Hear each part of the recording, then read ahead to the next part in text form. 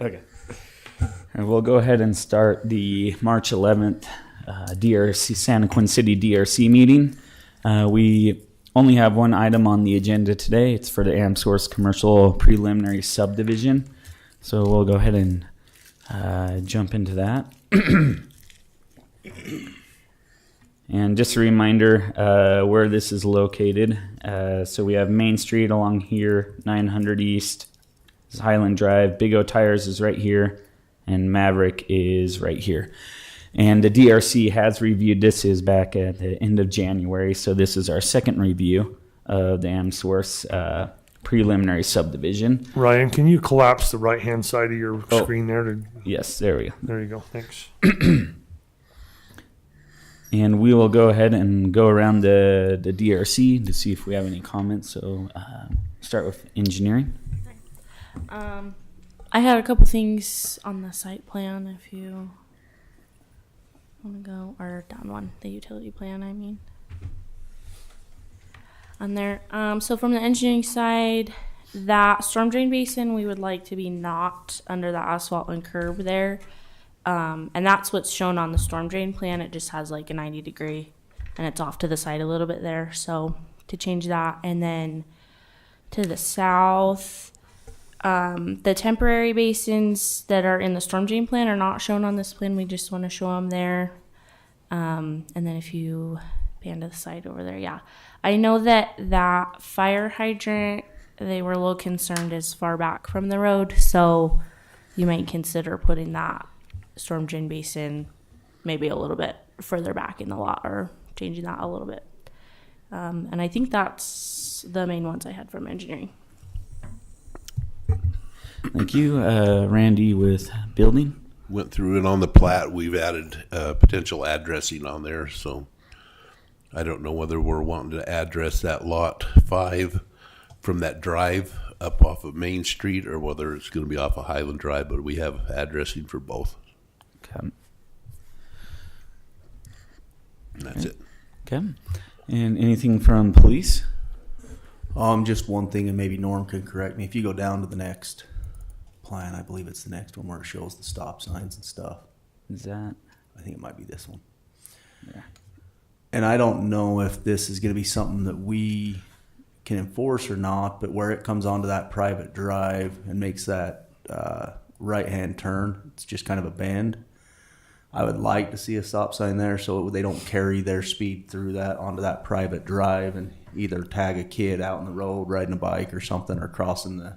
Yeah, I think that's appropriate. We do stop signs in some private drive areas, like McDonald's is on a private drive. We can do that same thing there. So that would definitely be appropriate. And then making sure that we have stop signs going out onto the roads as well. I think they already have those, but I'm fine with even a 3-way stop right there might be appropriate at that point in time. Well, and like I said, they do have the other ones shown appropriately. This one I can just foresee that is kids, they're constantly on their bikes and stuff and crossing that road, and a 3-way might be the most appropriate there. Yeah, so we can put that note on there. We recommend a 3-way on that, Ryan. Okay. I'll just make a note real quick. At the intersection, so you'd have one southbound and then one east and westbound, right? Yes. If So you did right a in here? 3-way. Okay. Yes. Okay.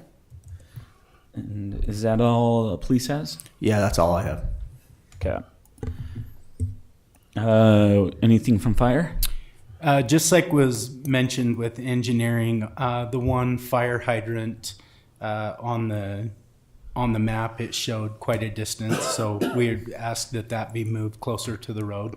Okay. And then noted in red an additional hydrant halfway down on lot 2. We've got that notation there as well. And then also on lot 1, right? And on lot 1. So you've got 2 areas where those main lines come down from the Correct. main street to tie in. Okay. Correct.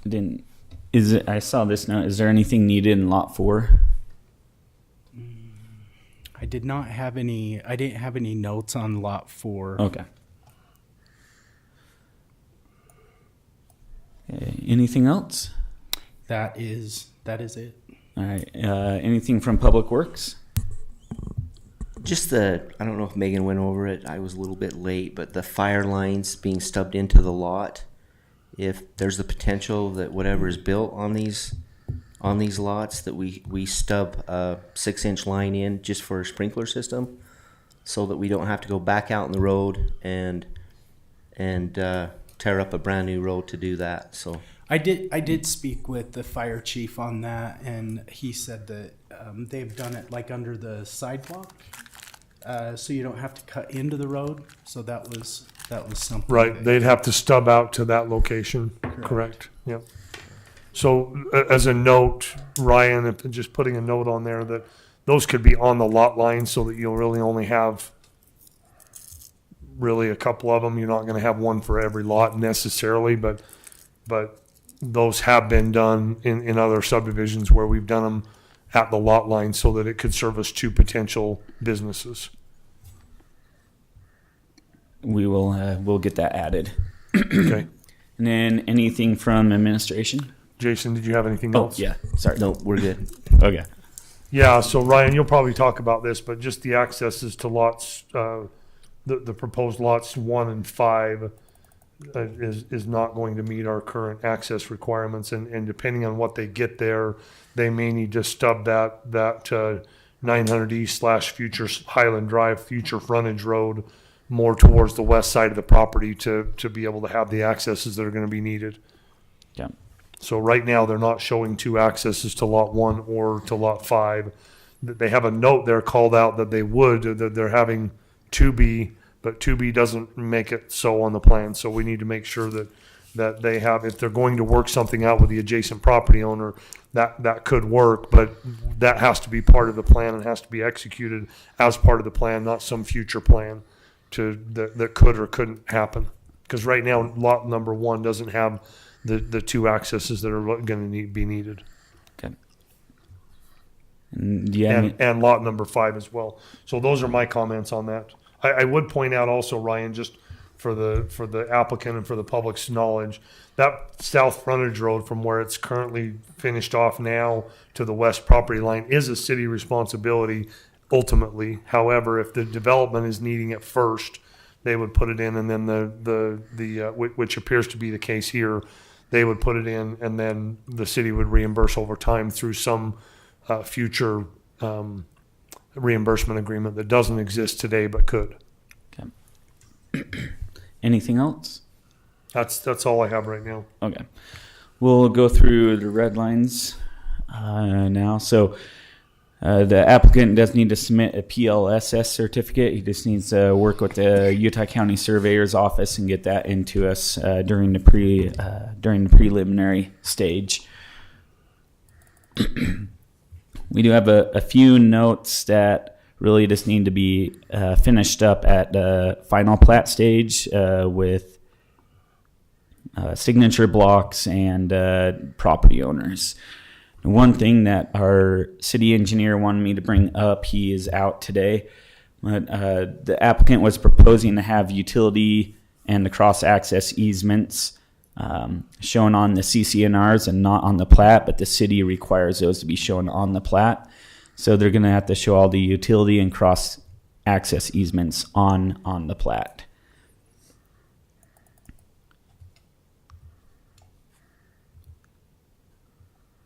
Another item that we are missing that we need UDOT review and concurrence with this future UDOT acquisition due to the interchange that'll be happening in the future. So we do need UDOT to review and approve that, and we need that letter from UDOT. And we have not received that yet. And then as Norm was talking about, there was this note that talked about they were going to have a cross-access easement of Big O Tires. We need to see how that's going to work, if that's the way they're going to move forward. We have to have the document. We have to have it signed by Big O Tires because the subdivision will not work without a second access. So we can't, the preliminary plan can't be approved until we know there's 2 accesses. And so they either need to work with Big O Tires to get that done, or they need to install this second access down by Lot 5, as Norm was discussing.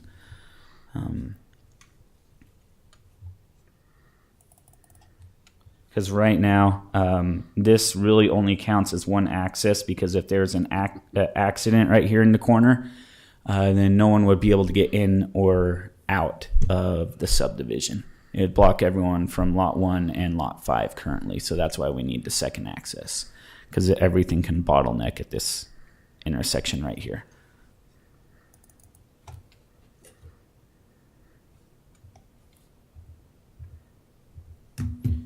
And I believe we've gone through all the comments on this page. So go back to the storm drain. Megan Okay. pointed out that infiltration gallery would move interior, and therefore it would also need an easement on the plat for that interior or that infiltration gallery. Okay, we'll get that put on.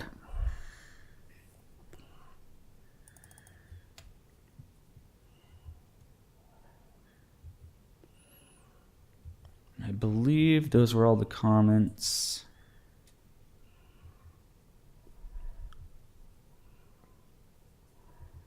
Let's double check.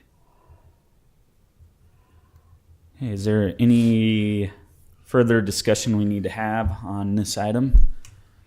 So Ryan, I think this is there's enough work still left to be done on this with the access requirements that are not being met, the hydrants, the other items that we've talked about, that I would make a motion to table and work with the developer to continue moving this forward. Okay, we have a motion. Do we have a second? Second. Okay, all those in favor? Aye. Aye. Any opposed? And so that motion passes. And so we'll get these red lines sent to the applicant, get them updated and send them to the applicant. We have one more item on the agenda, and that is to approve the minutes from the February 25th, 2025 meeting. Do I have a motion to approve? I'll make a motion to approve the meeting minutes from February 25th, 2025. Do we have a second? I'll second it. All right, all in favor? Aye. Any opposed? And that motion passes. And do I have a motion to adjourn? So moved. All right, we are adjourned at 10:13.